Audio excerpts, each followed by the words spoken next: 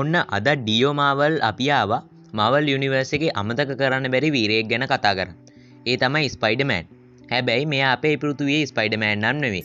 ඒ කියන්නේ අපි හැමෝම දන්න පීටර් පාකර් නෙවෙයි. මෙයාගේ නම තමයි මයිල්ස් මොරාල්ස්.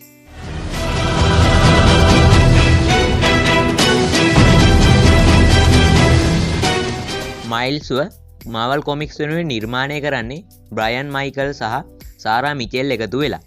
2011 අගෝස්තු මාසේ පළ වුණු අල්ටිමේට් ෆෝල් අවුට් අංක 4 කියන කොමික් මැගසින් එකෙන් තමයි අපිට මෙයාව මුලින්ම දකින්න ලැබුණේ.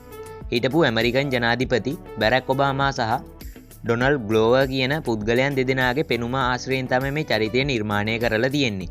2008 දී රිලීස් වුණු ස්පයිඩර්මෑන් ඉන්ටු ද ස්පයිඩර්වර්ස් ෆිල්ම් එකෙනුත් අපිට මේ මයිල්ස්ව බලා ගන්න පුළුවන් වුණා.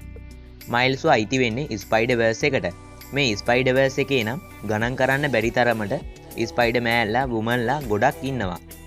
Earth 1610 වල ජෙපර්සන් මොරාල්ස් සහ රියෝ මොරාල්ස්ට දාව තමයි නිව්යෝක් වල බෲක්ලින් වලදී මේ මයිල්ස් ඉපදෙන්නේ. මයිල්ස්ගේ තාත්තා ජෙපර්සන් කියන්නේ NYPD එකේ පොලිස් ඔෆිසර් කෙනෙක්. ඒ වගේම හිටපු සීල්ඩ් ඒජන්ට් කෙනෙක්. මයිල්ස්ගේ අම්මා රියෝ නම් හෙදියක් විදිහට තමයි සේවය කරන්නේ. එතකොට කොහොමද මේ මොරාල්ස්ව මකුළු මිනිහෙක් බවට පත් උනේ? ඔයාලා Into the Spider-Verse මූවී එක බැලුවනම් මතක ඇති Earth 1610 වලත් අපේ පෘථුවිය වගේම පීටර් පාකර් කෙනෙක් හිටියා. ඒත් ඔහු ග්‍රීන් ගොබ්ලින්ගේ ප්‍රහාරයක් නිසා මිය යනවා. අන්න ඊට පස්සේ තමයි අපේ මේ මොරාල්ස් කොළුවා ස්පයිඩර්මෑන් විදියට කරලියට එන්නේ. මේ මයිල්ස්ට ඉන්නවා මාම කෙනෙක් ඇරොන් ඩැන්වර්ස් කියලා. මෙයාගේ චරිත සහතිකේ නම් මෙච්චර හොඳ නැහැ. මොකද මෙයා අපරාධකාරයෙක්. Into the Spider-Verse එකේ ඉන්නේ අර කිම්පින්ගේ ගෝලයෙක් වුණු ද ප්‍රවුලර් කියලා හඳුන්වන දම්පාට කිට් එකක් දාගත්තු ඩෑල් එකක්. අන්න මිනිහා තමයි මයිල්ස්ගේ මාමා ඇරොන්. මොන වුණත් මේ ඇරොන් තමන්ගේ සහෝදරයාගේ පුතාට තමන්ගේම දරුවෙක්ට වගේ ආදරය කරනවා. ඒ වගේම මයිල්ස් තුත් ඇරොන් මාමව ගොඩක් ළඟින් ආශ්‍රය කරන්න කැමතියි. ඉතින් ඒ නිසා නිතරම වගේ මයිල්ස් ඇරොන්ගේ ගෙදර යනවා. හැබැයි මයිල්ස්ගේ දෙමව්පියන් නම් මේ සම්බන්ධතාවයට වැඩි කැමැත්තක් නැහැ. ඉතින් ඔහොම දවසක් ඇරොන්ගේ ගෙදරට ගියපු වෙලාවකදී විකිරණශීලී මකුළුවෙක් මයිල්ස්ගේ අත හපා කනවා.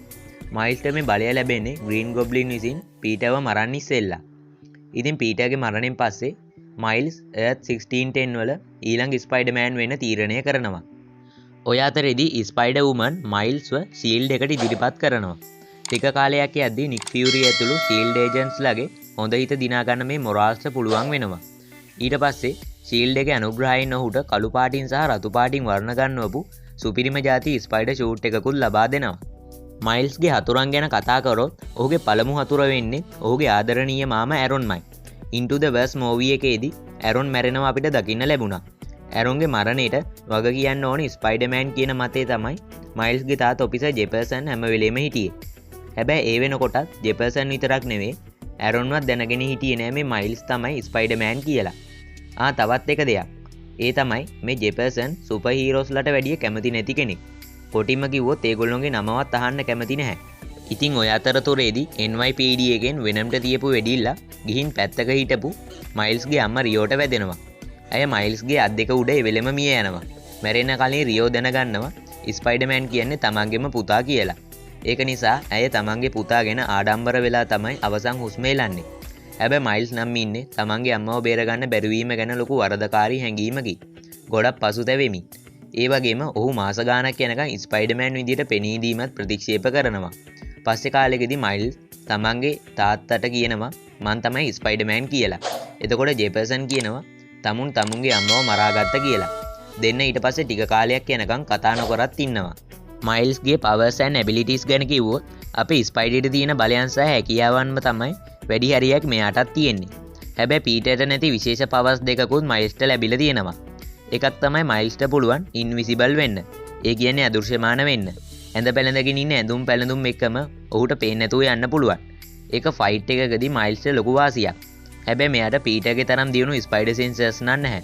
මොකද පීටර්ට පුළුවන් මේ හාදේ අදෘශ්‍යමාන වෙලා ඉද්දි පවා ඔහුට ප්‍රහාර එල්ල කරන්න. ඒ වගේම මයිල්ස්ට තියෙන අනිත් විශේෂ හැකියාව තමයි තමන්ගේ ප්‍රතිවාදියාට සටනක් අතරේදී එක් ස්පර්ශයකින් තරු විසි වෙන්න පොඩි ඉලෙක්ට්‍රික් ෂොක් එකක් දෙන්න පුළුවන්. ප්‍රතිවාදියාට සිහි නැති වෙලා යන්නම සැරටම වදිනවා මේක. මයිල්ස්ගේ මේ පව එක හඳුන්වන්නේ වෙනම් බ්ලාස්ට් කියලා. මොකද වෙනම් තුත් විදුලි සැරයට දුර්වලයි. ජෛව විද්‍යුත් ශක්තියක් ඇඟිලි වලින් පිට කරන එක තමයි මෙතනදී සිද්ධ වෙන්නේ. මේ විදුලි ධාරාවේ අධි වෝල්ටීය තාවය නිසා සමහර විට ප්‍රතිවාදියා පැරලයිස් වෙන්නත් බැරි නෑ. මයිල්ස්ගේ හීලින් පැක්ටර් එකත් අපේ ස්පයිඩර් එකේ තරම්ම දියුණුයි. ඒ වගේම සාමාන්‍ය සුපර් සෝල්ජර් කෙනෙක්ට තියෙන තරම්ම ලොකු ශක්තියකුත් ඔහුට තියෙනවා. අපේ පීටර් පාකර්ට වඩා ගොඩක් වේගවත්.